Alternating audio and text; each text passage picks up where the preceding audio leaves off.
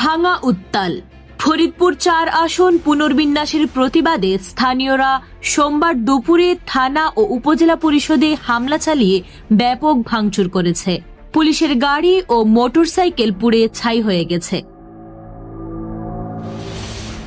প্রত্যক্ষদর্শীরা জানান, আন্দোলনকারীরা প্রথমে উপজেলা পরিষদের হলরুমে ঢুকে শতাধিক চেয়ার, 10টি ফ্যান ও 30টির বেশি লাইট ভাঙচুর করেছে।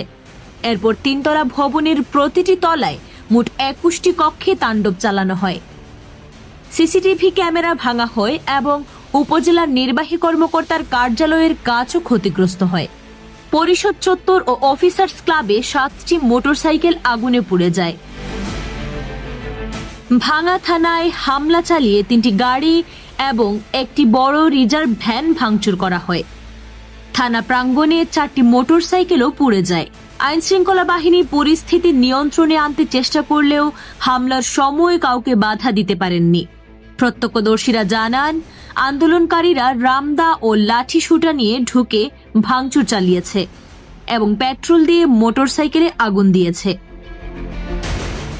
এই আন্দোলন ফরিদপুর 4 আসন থেকে আলগী ও হামিরদী ইউনিয়নকে ফরিদপুর 2 আসনে সংযুক্ত করার প্রতিবাদে চলছে।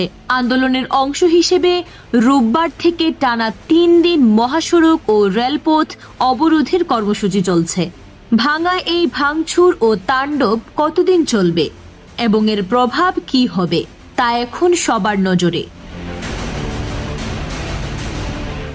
এই ধরনের গুরুত্বপূর্ণ আপডেট পেতে সঙ্গে থাকুন BGN TV 24, সংবাদ যেখানে, বিশ্বস্ততা সেখানে।